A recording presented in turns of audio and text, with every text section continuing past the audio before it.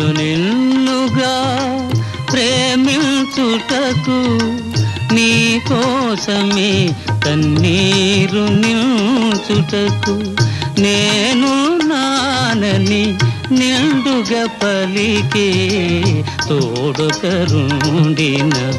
అదే భాగ్యము అదే స్వర్గము.